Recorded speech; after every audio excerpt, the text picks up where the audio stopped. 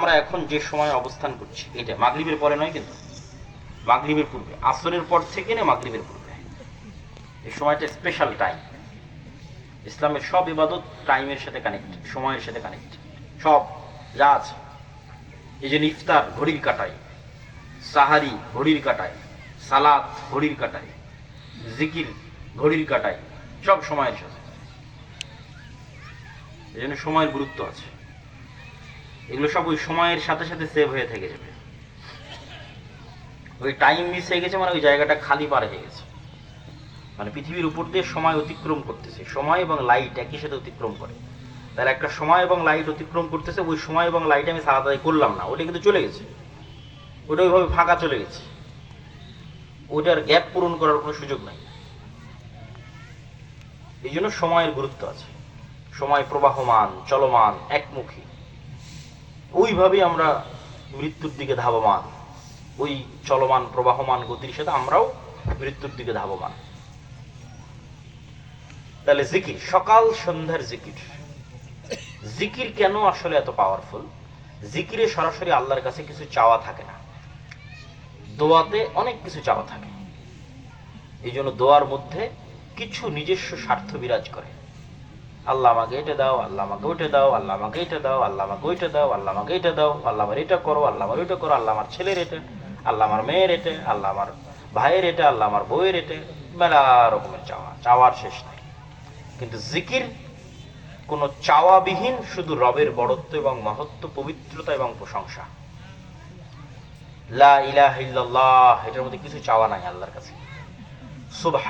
সুবহানাল্লাহি বিহামদিহি সুবহানাল্লাহিল আযীম, এটার মধ্যে কোনো চাওয়া নাই। এখানে আল্লাহর বড়ত্ব এবং মহত্ব বর্ণনা করা হচ্ছে। লা হাওলা ওয়ালা কুওয়াতা ইল্লা বিল্লাহ, লা ইলাহা ইল্লাল্লাহু ওয়াহদাহু লা শারীকা লাহু, লাহুল মুলকু ওয়া লাহুল হামদু ওয়া হুয়া আলা কুল্লি শাইইন কাদির। তাহলে জিকির এবং তাসবিহ, এইটার মজার দিক হচ্ছে ফেরেশতাদেরও আল্লাহর কাছে কিছু চাওয়ার নাই। এই আসমান জমিন, এই লাইট, এই ফ্যান, এই বাতাস, এই চেয়ারের আল্লাহর কাছে কি চাইবে? তাহলে এদের ইবাদত, ফেরেশতার ইবাদত, সবার ইবাদত হচ্ছে তাসবিহ আর জিকির। তাহলে আপনিও যখন জিকির এবং তাসবিহ করতেছেন, তখন এদের সবার ইবাদতের সাথে আপনার ইবাদত মিলে যাচ্ছে। ফেরেশতার তাসবিহ এবং জিকিরের সাথে আপনারটা মিলে যাচ্ছে, আপনার আশেপাশে যা আছে এদের তাসবিহ এবং জিকিরের সাথে আপনার তাসবিহ এবং জিকির মিলে যাচ্ছে। ফলত এটা অনেক অনেক পাওয়ারফুল। জিকিরের একটা লাস্ট দলিল দিয়ে, আমি জানি না কয়টার দিকে আজান দিবে এবং কয়টা পর্যন্ত বক্তব্য দেওয়া যাবে। আমাদের বক্তব্য আর কয়েকটা পয়েন্ট আছে, শর্টকাটে শেষ করতে হবে। 5টা বাজে। কয়টা আজান দেয়?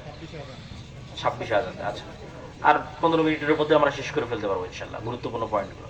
তবে মধ্যেখানে একটু বলে নিই যে আমি যে আলোচনা করতেছি, আলোচনার পুরোই লিখিত আকারে কিন্তু এই বইটার মধ্যে আছে। এই যে আল্লাহর পথে যাত্রা, এটা আমারই লেখা বই, নতুন বই। যা আলোচনা করতেছি তা সম্পূর্ণ লিখিত আকারে, এবং এই বইটা জরুরি ভিত্তিতে সব মসজিদে, মাদ্রাসা, স্কুল, কলেজে রেখে অন্তত প্রতি সপ্তাহে সবাই মিলে বসে, ফজর পর হোক, মাগরিব পর হোক, প্রতি সপ্তাহে অন্তত একদিন ইমাম সাহেবেরা, এলাকার যুবকেরা লাইব্রেরিতে, মসজিদে 1 পৃষ্ঠা 2 পৃষ্ঠা করে পাঠচক্র করা উচিত, যে বই আসলে কি লেখা আছে, এবং এটা জ্ঞান অর্জন করা উচিত। তো এই বইটাকে মূল্যায়ন করার জন্য অনুরোধ রইল। জিকিরের শেষ দলিল, মুসা আলাইহিস সালাতু ওয়াস সালামকে আল্লাহ বলছেন ওয়ালা তানিয়া ফি জিকরি, যে মুসা তোমাকে লাঠি দিলাম, তোমার হাতের মুজিজা দিলাম, তোমার সাথে তোমার ভাই দিলাম, তোতলা ছিল, কথা বলতে পারত না, জিহ্বা ঠিক করে দিলাম। এখন আমার দিক থেকে একটা শর্ত, ওয়ালা তানিয়া ফি জিকরি, আমাকে স্মরণ করতে ভোলা যাবে না, আমার জিকির অব্যাহত রাখতে হবে। কল্পনা করেন যে মুসা আলাইহিস সালাতু ওয়াস সালাম লাস্ট 1 সপ্তাহ থেকে, মনে করেন এমনি বলতেছি, লাস্ট 1 সপ্তাহ থেকে মুসা আলাইহিস সালাতু ওয়াস সালাম আর নামাজও পড়ে না, আর জিকিরও করে না।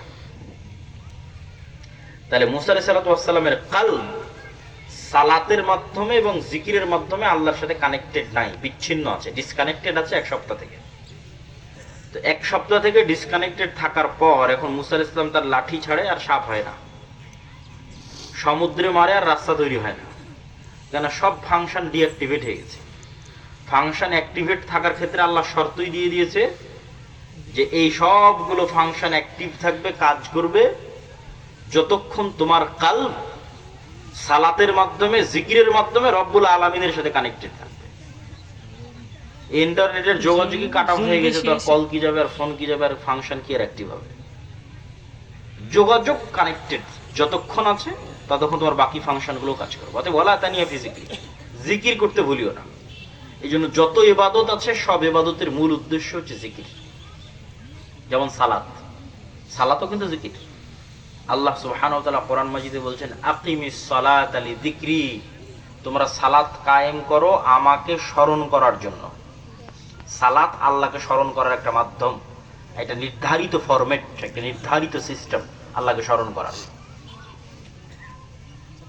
তো সালাত যে জিকির, সেটার আরেকটা মজার জিনিস আজকে বুঝে যান, যে সালাতের ফরম্যাটের যত সিস্টেম আছে সব যদি বাতিল হয়ে যায়, সালাত বাতিল হবে না।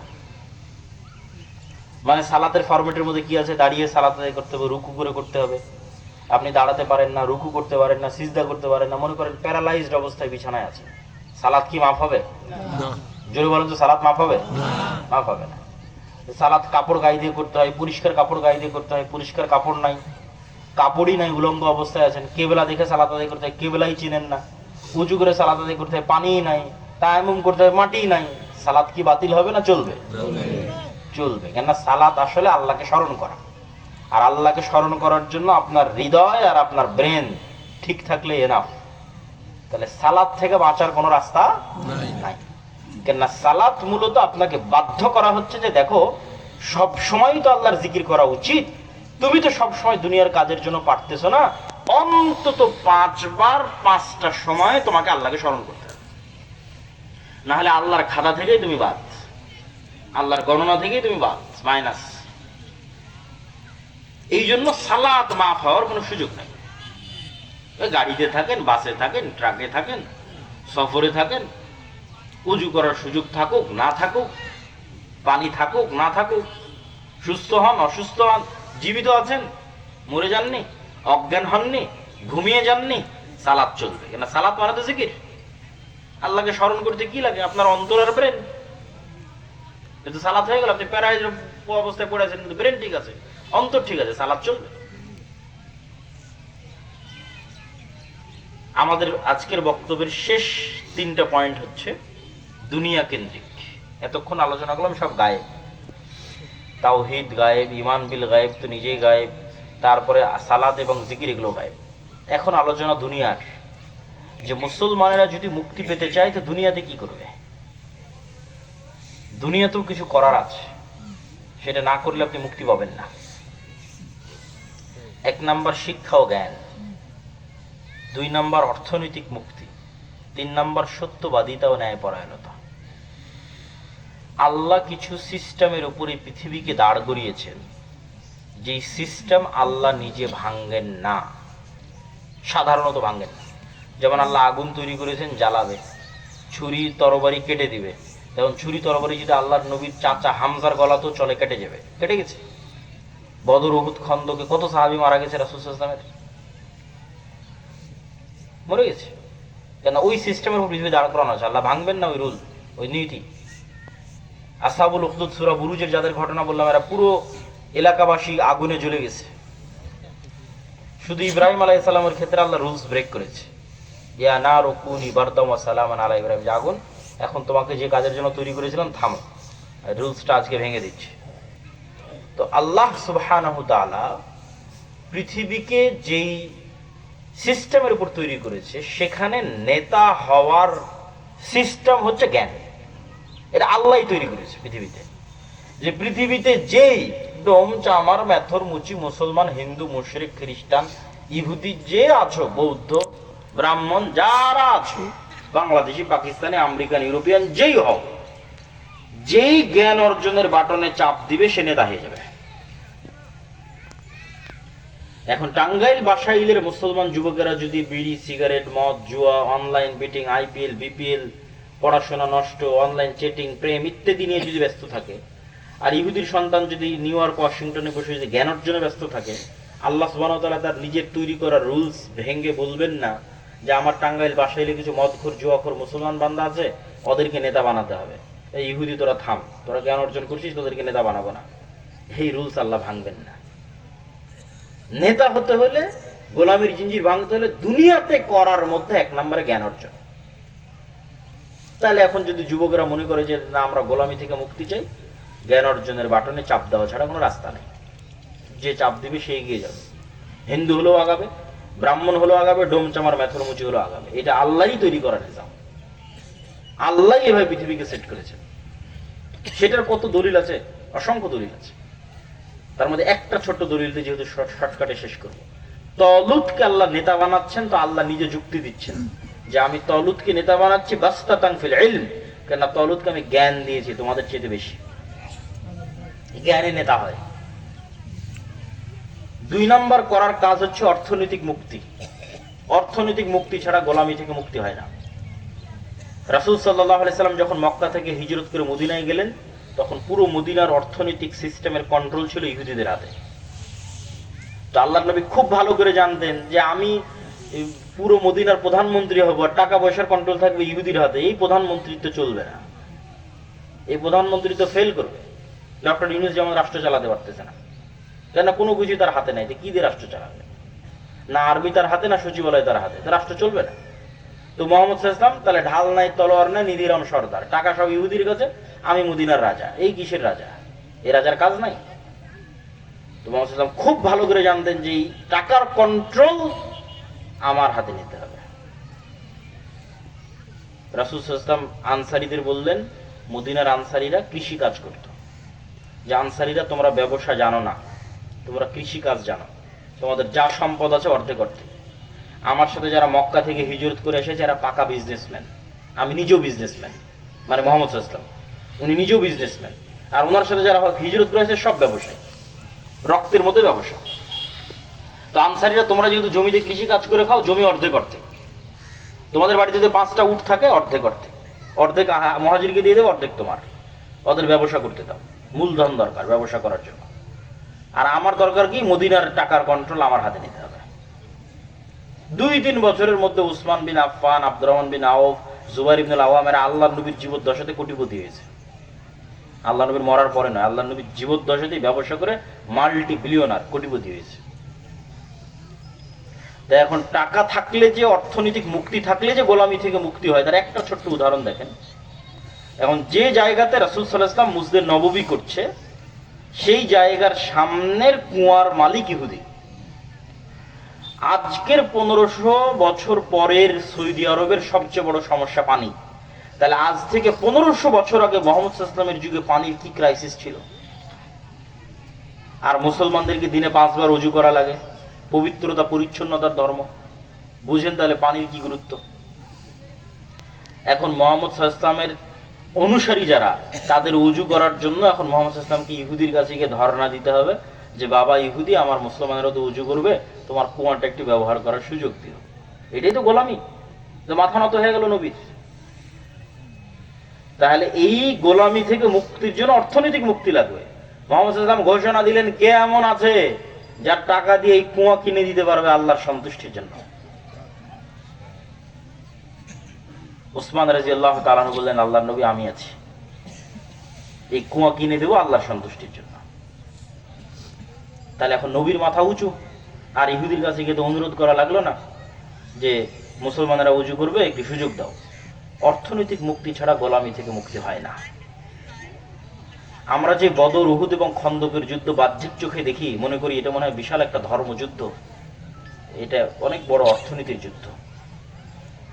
অন্তত বদর সংগঠিতই হয়েছে অর্থনীতির কারণে। এখান থেকে কেবলা কোন দিকে? এখান থেকে কেবলা যদি এইদিকে হয়, তাহলে ধরেন এইটা হচ্ছে মক্কা, এইটা মদিনা, আর এইটা হচ্ছে সিরিয়া। এইটা মক্কা, এটা মদিনা এবং ওইটা সিরিয়া। তো মক্কা থেকে মুহাম্মদ সাল্লাল্লাহু আলাইহি ওয়াসাল্লাম হিজরত করে মদিনায় গেছে, এটা সমুদ্র। এই সমুদ্রের ধার দিয়ে রাস্তা আছে সিরিয়াতে ব্যবসা করতে যাওয়ার। আল্লাহর নবী নিজে মক্কা থেকে তার চাচা আবু তালেব সহ এই রাস্তা দিয়ে কয়েকবার ব্যবসা করতে সিরিয়া গেছে। মক্কার মানুষেরা সিরিয়ার সাথে ব্যবসা করে। এখন আল্লাহর নবী মদিনায় যাওয়ার পর ওই রাস্তা বন্ধ কেটে দিয়েছে। যেই রাস্তা দিয়ে ওরা এখন ব্যবসা করতে যাবে, সেই রাস্তার কন্ট্রোল মুহাম্মদ সাল্লাল্লাহু আলাইহি ওয়াসাল্লামের হাতে। এই জন্য আপনি কখনো যদি বদর ঘুরতে যান তাহলে দেখবেন যে বদরের যুদ্ধ মদিনার মধ্যে হয়নি, সমুদ্রের ধারে হয়েছে। কেন, সমুদ্রের যে রাস্তা দিয়ে ওরা ব্যবসা করতে যেত ওই জায়গা মোহাম্মদ সাল্লাল্লাহু দখল করে নিয়েছে, মোহাম্মদ সাল্লাল্লাহু দখলে, তাদের ব্যবসা বন্ধ। মক্কার আবু জাহাল আবু সুফিয়ানের মাথা নষ্ট হয়ে গেছে যে আজ মদিনায় যেতে না যেতে আমার ব্যবসা রুট বন্ধ করে দিল, কয়দিন পর যদি মোহাম্মদ আর একটু পাওয়ারফুল আমরা ব্যবসা করবো কই থেকে, ব্যবসা বন্ধ হয়ে গেলে খাবো কি? তখন ওরা ইনস্ট্যান্ট ডিসিশন নিয়েছে যে এক্ষুনি রুট ক্লিয়ার করতে হবে, বিজনেস রুট ক্লিয়ার করার জন্য বদরে হামলা হয়েছে, ইনস্ট্যান্ট যুদ্ধ হয়েছে। এটা কিন্তু পূর্ব পরিকল্পিত হামলা ছিল না যে আবু জাহাল আবু লাহাব এবং আবু সুফিয়ান পূর্ব প্ল্যান করে যে আমরা যাবো, জি না, ইনস্ট্যান্ট বিজনেস রুট বন্ধ হওয়ার কারণে ইনস্ট্যান্ট ডিসিশনে বিজনেস রুট ক্লিয়ার করার জন্য যুদ্ধ হয়েছে। তাহলে বদরের যুদ্ধ আমাদের দৃষ্টিতে মনে হচ্ছে যে এটা একটা বিশাল ধর্মযুদ্ধ, এটা তো টাকার যুদ্ধ হয়েছে, অর্থনীতির যুদ্ধ হয়েছে। অর্থনীতির কন্ট্রোল যার হাতে থাকবে সেই শাসন চালাবে। এখন মুসলমানরা যদি মনে করে, মুসলমানেরা জন্মগত ব্যবসায়ী জাতি, মুসলমানদের চাকরি করা শিখিয়েছে উপনিবেশ, আজ থেকে 200 বছর আগে ইউরোপীয় উপনিবেশ। কোন 90% বেশি সাহাবী নিজ বাড়িতে, নিজ ঘরে, নিজ এলাকায়, নিজ শহরে মারা যায়নি। এরা কখনো স্থির ছিল না। আর ইসলাম যতদূর পর্যন্ত পৌঁছেছে ব্যবসায়িক রুট দিয়ে পৌঁছেছে। এই জন্য ব্যবসা করতেই হবে, টাকা উপার্জন করতেই হবে হালাল উপায়, নাহলে মুক্তি হবে না। সুদ গোলামি, সুদবিহীন ক্যাশ টাকা, এটা স্বাধীনতা। সুদওয়ালা নয়, সুদওয়ালা টাকা ইটসেলফ গোলামি। আর সুদবিহীন ক্যাশ টাকার মালিক ব্যবসা করে হয়েছেন, এটাই মুসলমানদের নাজাতের রাস্তা, মুক্তির রাস্তা। আর শেষ পয়েন্ট হচ্ছে ন্যায়পরায়ণতা এবং সত্যবাদিতা।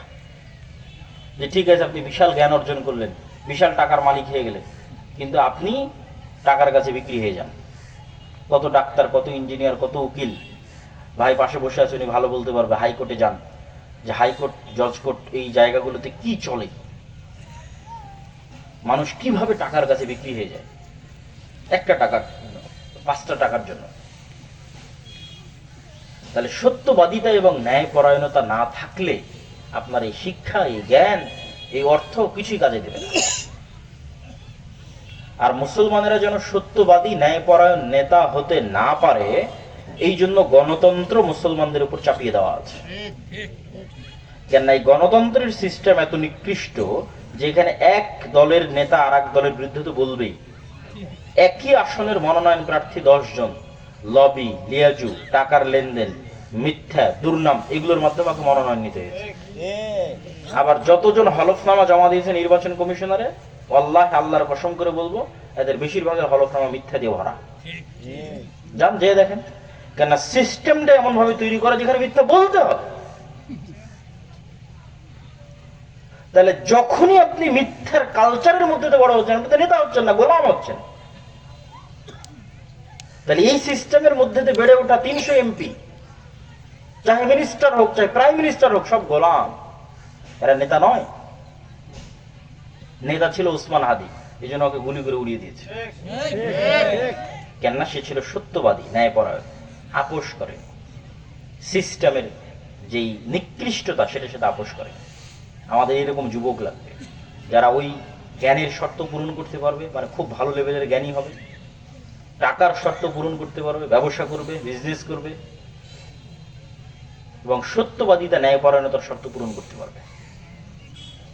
এইরকম 500 যুবক শুধু বাংলাদেশ বিজয় করবে না, পৃথিবী বিজয় করবে। শুধু বাংলাদেশ না, পৃথিবী। কিন্তু এই সমস্ত যুবকদেরকে, এই সমস্ত যুবক আধুনিক বিশ্বের জন্য হুমকি। তো ওই যে হুমকি, তখন লাগবে আল্লাহর সাহায্য। তখন আগের আলোচনাগুলো, পূর্ণ তাওহীদ, ঈমান বিল গায়বি, ইয়াকিন, 5 ওয়াক্ত সালাত, রাতের সালাত, সকাল সন্ধ্যা জিকির, এগুলো আল্লাহর সাহায্য পাওয়ার উপায়। তখন আল্লাহ সুবহানাহু ওয়া তাআলা ফেরেশতা দিয়ে, স্পেশাল ফোর্স দিয়ে আপনাকে সহযোগিতা করবে।